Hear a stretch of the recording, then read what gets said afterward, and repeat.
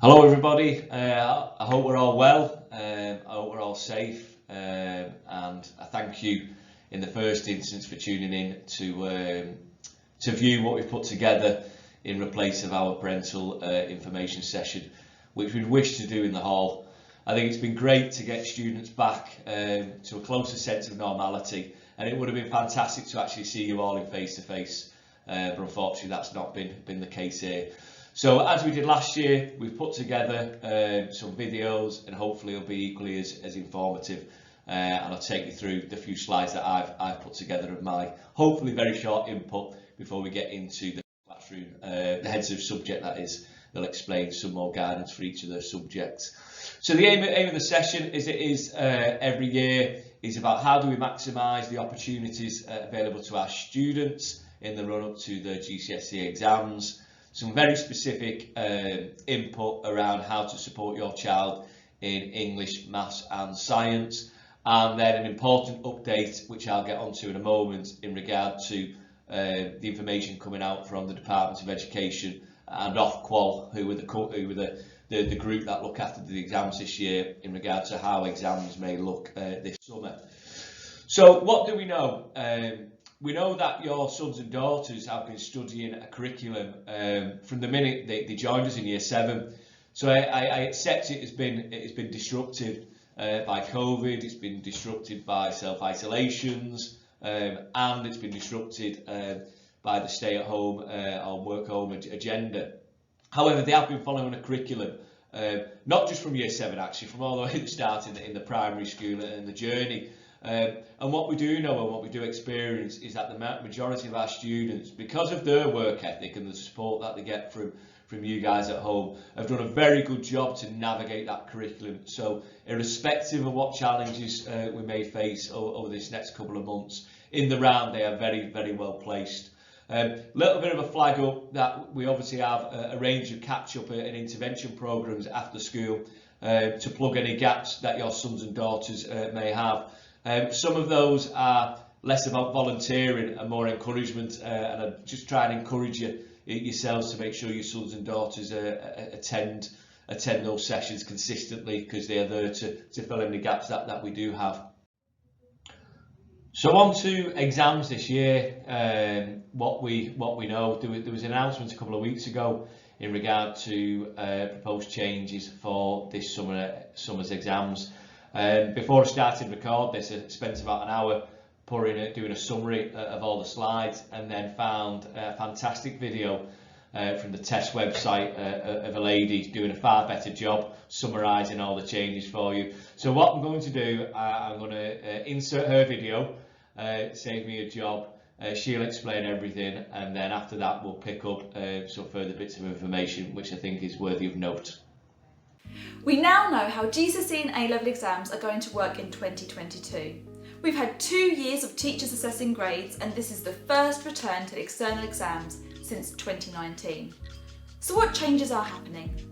Content is reduced on some papers by giving them optionality, and others have made small adjustments to make that paper more accessible, like formula sheets.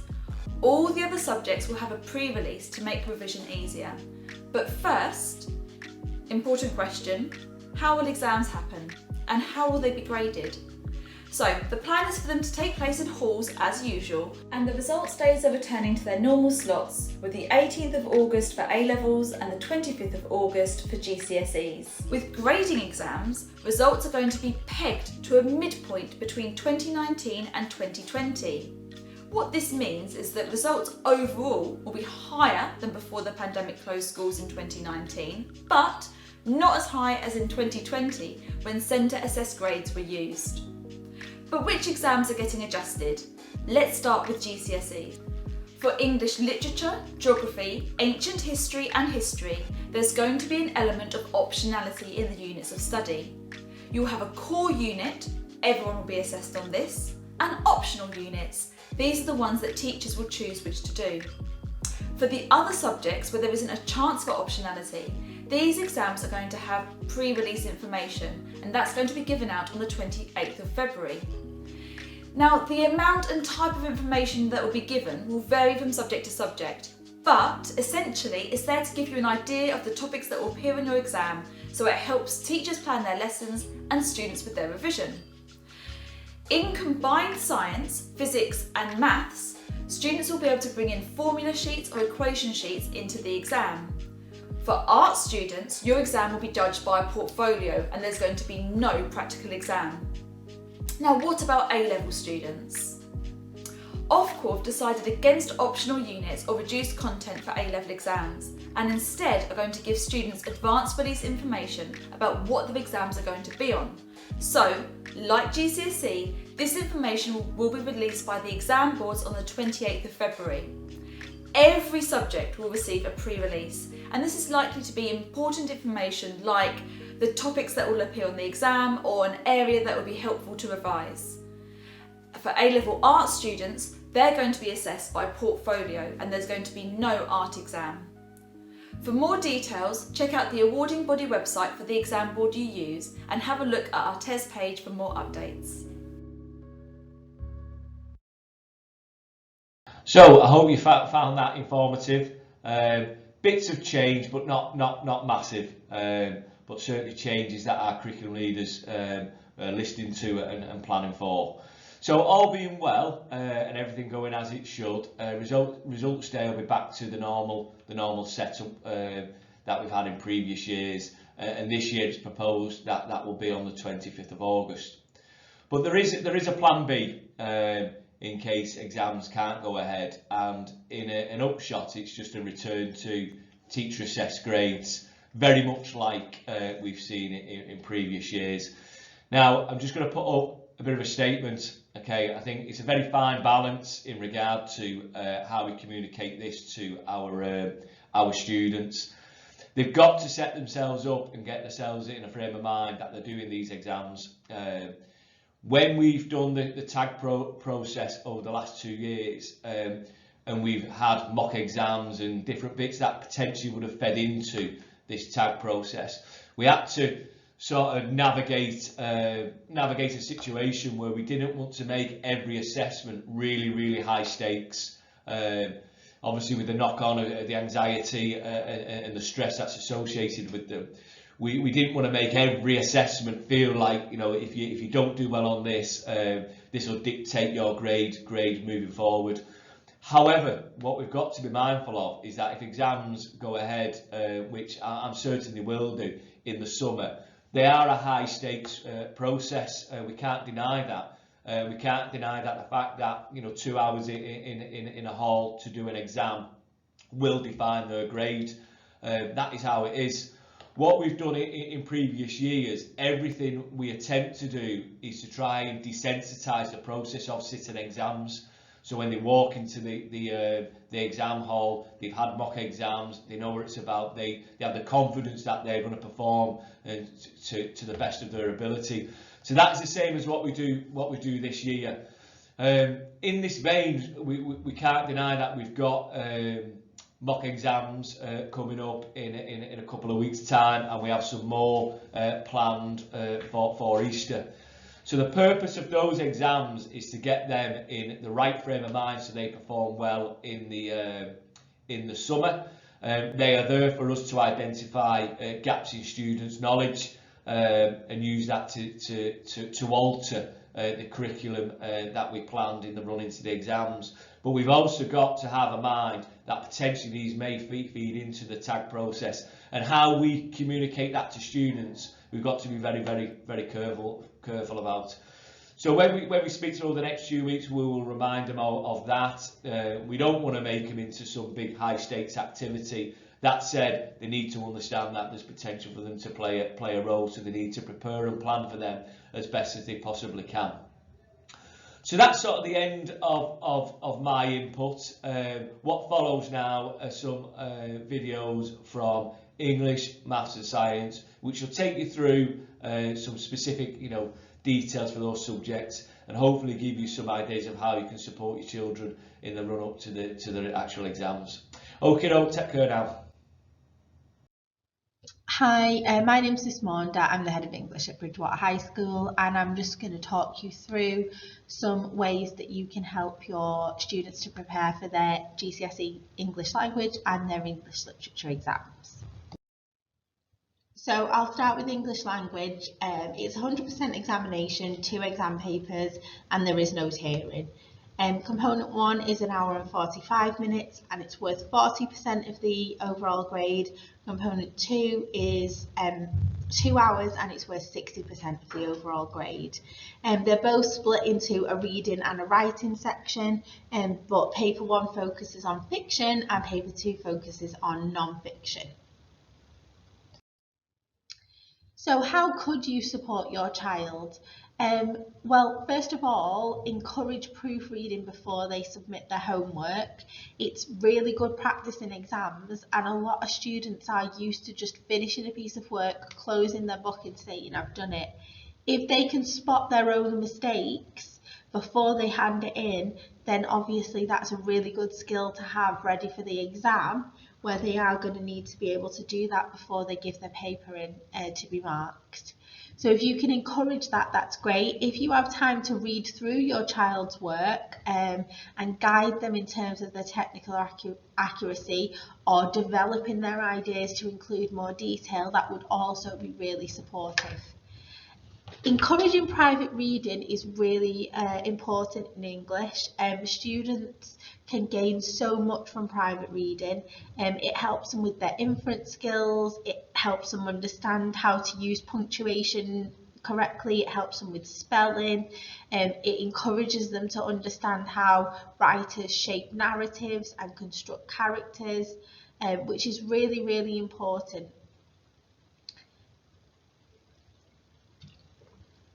They also need to be familiar with real life texts, which will help them. So reading newspaper articles, reviews, letters, all of those types of things will help support them when they have to write them themselves. If they've seen them modelled, then that will be really helpful.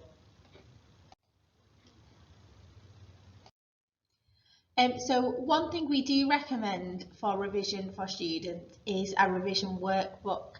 English language is very much a skills-based subject, and we have found that revision guides are helpful, but for this particular subject, a workbook is much more beneficial to the students. So the one that we sell at school and that we do recommend is the Hodder one. So this has 4 sections in it, which includes the 2 reading sections of the exam papers and the 2 writing sections of the exam papers, and it allows them to fully engage with their revision. So they will read through a section and then the workbook asks them to actually complete that question or complete that piece of writing. So they are revising, but they're also practicing those skills as they are revising. We do sell them in school if you want to buy them from us, or you can get them online yourselves as well. But that's a really, really useful tool for students to use. It's great if they get them now early on in the year and they can just work through them slowly towards the exam, completing all the different sections. The final thing I'm going to talk about for English language is the spoken language study. Most students will have completed this in the summer term, and it is attached to the English language GCSE in that it's printed on the certificate with the English language GCSE, and they will either get a pass, merit or distinction. It does not affect their English language mark. They are 2 separate marks, but they are noted together on the GCSE results. English literature is again 100% examination and 2 exam papers with no tiering. We have component 1, which is Romeo and Juliet and Inspector Calls, and it will be Inspector Calls that they are sitting in their mock exam in November. And then component 2 is the poetry anthology and the unseen poetry, and it will be unseen poetry that they're having a go at in their November exam. So how can you support your child for literature? So as you can see from the previous slide, there are quite a lot of texts in literature for children to become familiar with, and literature is a closed book exam. So If you can encourage them to reread their set texts again, they will have read them in school with their teacher, but if they can read them again at home, even if they could read them twice more at home, they will become a lot more familiar with the text and find answering the questions is a lot easier. You could test their knowledge of key quotations for each text and the poetry. So because it is a closed book exam, they do need to learn quotations for each of the texts. And again, it's really important and useful if they can start doing that now rather than leaving it until closer to the exam when it can become quite stressful to learn that many quotations. So if they aim for 5 quotations per character or poem, and you can begin the testing process now, hopefully that will just be a gradual retrieval process that they can build on as they get closer towards the exam. Condensing class notes and revision materials into manageable diagrams or flashcards can be very useful. Again, the texts are quite big and there's a lot of content in them, so if they can start to slim those down into flashcards with the key pieces of information on, that can help their revision process. Encourage them to use GCSE Pod to revise the characters and themes, which I'll come back to in a second, and decide how the poems can be paired by a theme, maybe support them in that, how they would pair their 2 poems together, because although one poem will be printed on the exam, they will be expected to choose their second poem themselves. So a little bit of practice on which poem would you pair with which can really support them and make them feel confident about that part of the exam. So in the previous slide I mentioned GCSE Pod, which we find, especially for English literature, is a fantastic tool for the students to use. I've just included the school usage on there so you can see how popular it has been in previous years. As you can see, 30,000 English literature pods have been watched by students in previous years before their exams. The reason why we like it so much is because the characters, the themes, the different parts of the exam are broken down into 4 5-minute videos that the students can watch, which means the revision is chunked into really manageable sections. And the videos promote ambitious vocabulary and the way that we would want the students to speak about those characters and those themes. So they can be really, really useful for students to use in the process of revising. Another thing that students can do is purchase revision guides. We sell Inspector Calls, Romeo and Juliet, and War of the Worlds revision guides in school. It's the harder ones that you can see on the PowerPoint.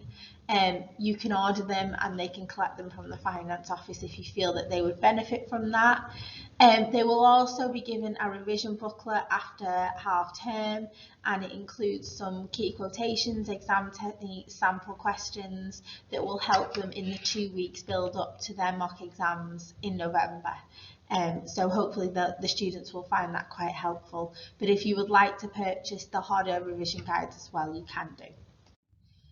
So finally, some further sources of support. There's the Educus website for past papers. Educus is the exam board that we use. We also created some sways to support revision. I have put them on the PowerPoint there, but if you go onto the school website under Our School Catch Up and Home Learning, you can click the link to any of those sways, and they are supported ways of students doing independent revision. So they work their way through the sway doing the activities that the teacher has set up. So they can use those to help with their revision as well. And we do obviously offer revision after school on a Monday or a Wednesday. This year we are asking students to go to the lesson provided by their class teacher, who can obviously best support them because they know exactly what revision is most useful to their class at that moment in time. So if they find out from their class teacher whether theirs is on a Monday or a Wednesday, and they can go along to that. Thank you for listening. I hope you found it useful, and if you do have any questions after watching this video, I have put my email address on the PowerPoint, so you're more than welcome to email me with any questions. Thank you.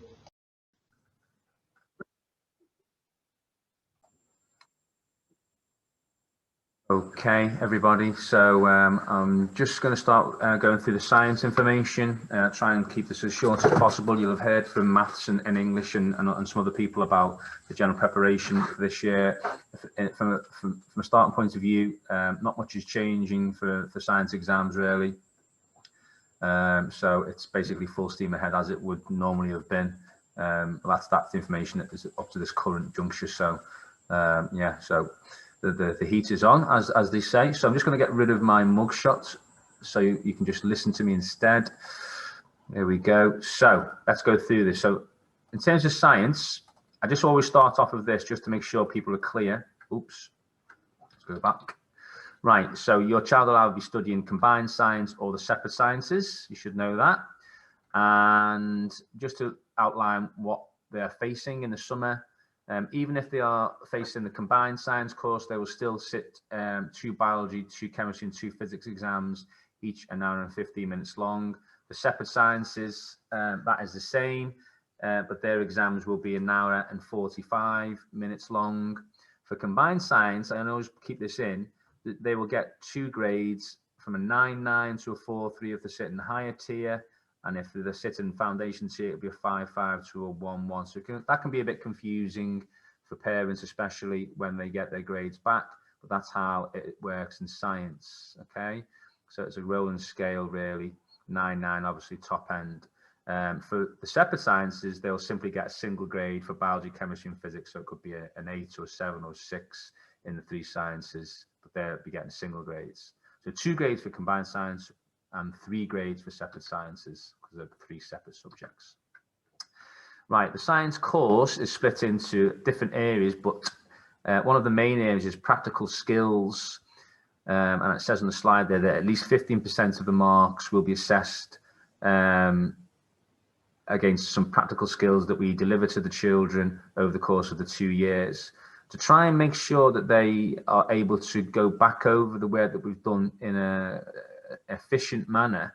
We encourage them to purchase some lab books from school, from our finance department at the start of the year. So they should already have these lab books, really, certainly if they're in year 11.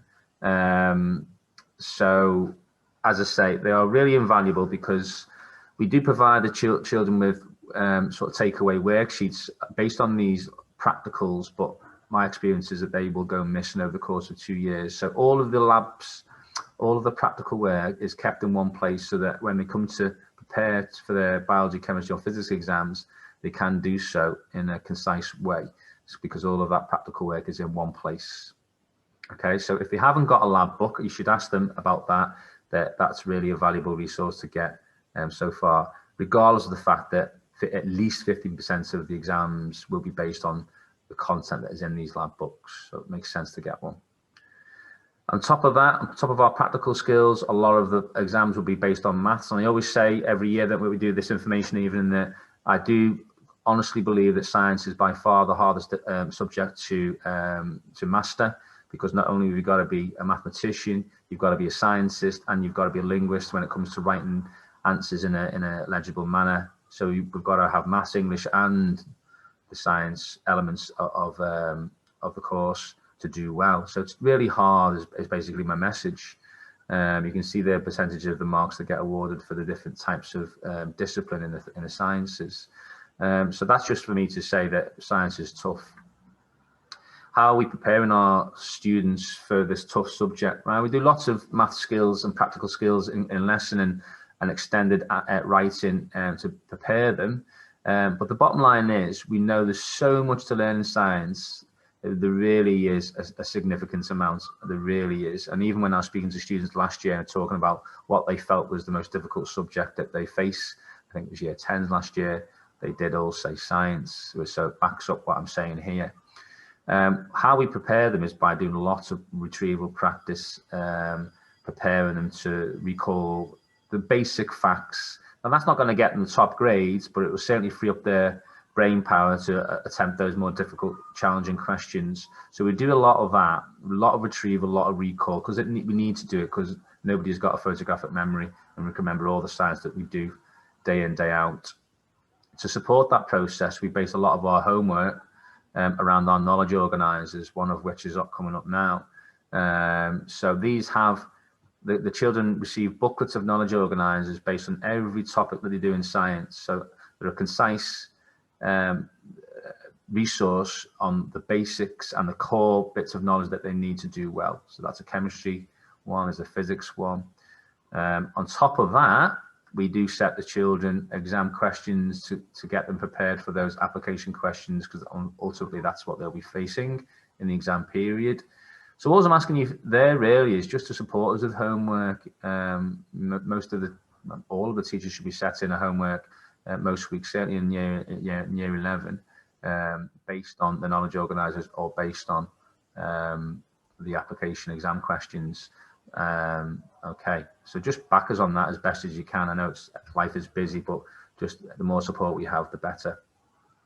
We've also moved to a mastery booklet model now, so that every child, I should say, gets the information in mastery booklets that we've written ourselves, that have all the content that we need for the students to do well, rather than waste time gluing things in and writing things down from the board. We've moved away from that now. All of the information is in these mastery booklets. So they really have got no excuses as students, really. It's all in there, and we work for these in lesson time.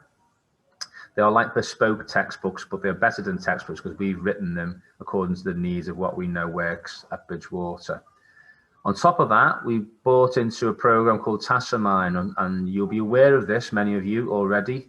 And this is a great program, but it's a very expensive program, but we're still investing in it. All we want you to do is encourage your child to use it. It does work. There's some statistics that suggest it does work. And I mean, the last 2 years hasn't been a good measure of whether children have made good progress or not, because we've been awarding grades ourselves. But going back a few years, when the last group of students that did exams, these are some of the grades that came out from Tassamine use. This was a boy that completed the whole Tassamine course. Actually, there was lots and lots of answers given. I think there's about 20,000 questions in the Tassamine program. He was getting 3s and 4s in his science test in school, and he ended up with a nice grade 7 there. So it seemed to work with him. Okay, so it does work. So the quiz is just to show you. You can download the app once you've registered onto your phone, and they are nice, user-friendly questions just as we go through it. The students know about this, so this shouldn't be a surprise to anybody. Okay. On top of that, we've got revision guides that I encourage you to maybe buy for your child if they want to use a revision guide. We changed the revision guides that we bought in a couple of years ago now. These are much better. It basically works on lots of practice questions and what they need to know. So they're really good. There are other resources we have in school, like our VLE and Caboodle, which is an online textbook as well. I'm not going to throw it all at you this evening or today or whenever you listen to this morning, because for us, what we've got in school, the mastery booklets, the knowledge organisers, Tassamine, should be enough to get us through the course in a really efficient way. But there are these resources that are on the slide now in addition. If you want to find out a little bit more about those things and how you could use them at home, no problem. But what I've spoken about so far is really all that you need to do and support your child with, to be honest with you. How do we support at home? Life is busy. I know I've got 2 children myself in secondary school. So, you know, by the time you get home from work, it's hard to do anything. But pretty much, if you sat around the table having dinner, just ask them about what they've done in science. Get the knowledge organizer, maybe, you know, before they watch a bit of TV, quiz them on a few things during that week. And that is all that we really want you to do, to be honest with you, if you want to do a bit with them at home. So knowledge organizers are amazing for just quizzing them over and over again. Can they recall things to you? Obviously, you know, that will work well before assessments. But really, if you're doing it all the time, that will really deepen the learning, to be honest with you. So if we, you know, it becomes a habit, then that'll be really helpful for the science education. And that's it for me. I've gone through that quite quickly because I'm only recording this, you know, just before it needs to be sent out. So apologise for the speed. But if you've got any queries about science or anything like that, give me an email or a phone at school, or any of the science staff for that matter, and we'll try and support as best as we can. Okay, bye for now.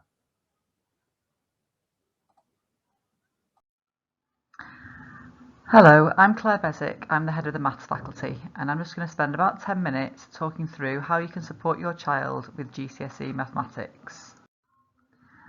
So to improve in maths, it's all about practice, practice, practice. But it's not just practicing what you know, it's about identifying what you can't do or don't understand, and then finding out how to do it. So I'm just going to talk through 4 really useful websites. So we've got Hegarty Maths and MathsWatch VLE, both of which the school pays for a subscription for the students to be able to use. And then we've got Corbett Maths and Maths Genie, which are completely free. At this point in the term, it might be that your child has only had experience of either Hegarty or MathsWatch this year so far, but certainly during the course of the year, they will have experience of both, so I'd like to talk about both of those in some depth. So this is the Hegarty Maths website, and your child will have a unique student login to get into this website. It's an award-winning website that was formed by Colin Hegarty, so he formed Hegarty Maths, and basically it's got every single topic that we cover in school, so over 900, that are explained in 10-minute video tutorials. Following that, there are questions for pupils to practice, which are marked online so students can immediately see what they can and can't do. And it also makes it really easy to monitor progress for pupils, teachers or parents. It easily identifies strengths and areas for development. So a typical homework might look like this. This one's on perimeter. So the little play symbol is to watch a little video tutorial, and then they press do quiz for the questions to practice. If they get to a question that they can't do, there's a little link on the side called Get Help, and if they press that, then they get a little video tutorial that's about the kind of question that they need help on. So it might even be the exact same question but just with different numbers to model how to complete the answer to that question.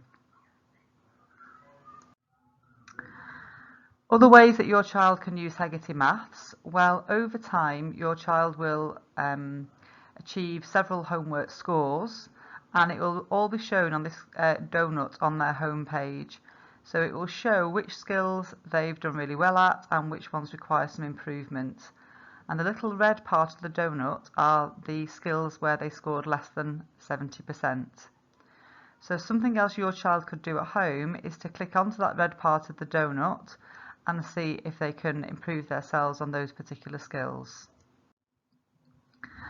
There's also something called Fix Up 5, which students can press, and what this does is that Hegarty Maths remembers every mistake your child has ever made, and then it generates a quiz with 5 questions from different parts of maths that they're weak on, so that they can redo them. So again, this is all about identifying those weak areas and then working to improve on those areas. So the students don't need to wait for Fix Up 5 to be set for them. They can basically press that link themselves and it will generate some questions for them to answer and give them some video help. There are also memory quizzes on MathsWatch. So again, if you just follow the link that's on the screen, then students can kind of keep their memory of things they've done previously, keep that going around their heads, because as we know there's a lot to learn, and I think that's just really helpful for improving their retention. The second website that I'm just going to talk about is called MathsWatch VLE. Again, your child has their own unique username and password, and it's very similar to Hegarty Maths in that there are videos students can watch. There are longer videos for about 6 or 7 minutes, there are 1-minute videos, there are questions to practice, and they are marked interactively. Just like Hegarty Maths, there's work that would be set by the teacher, which on MathsWatch is called My Work, but also it is an independent learning tool. So if students want to do their own work at home, they can press the My Progress link and then they can choose what it is they want to practice. They can filter by topic or by grade and that kind of thing. And the other thing that MathsWatch has, which Hegarty Maths doesn't, is that it has all of the past papers put into MathsWatch. So students can answer all of their past papers online, and as they go, it updates their grade, and it also gives us an analysis of what students can and cannot do, and it gives them an analysis as well. So that really helps them hone their revision on the things that they're struggling with.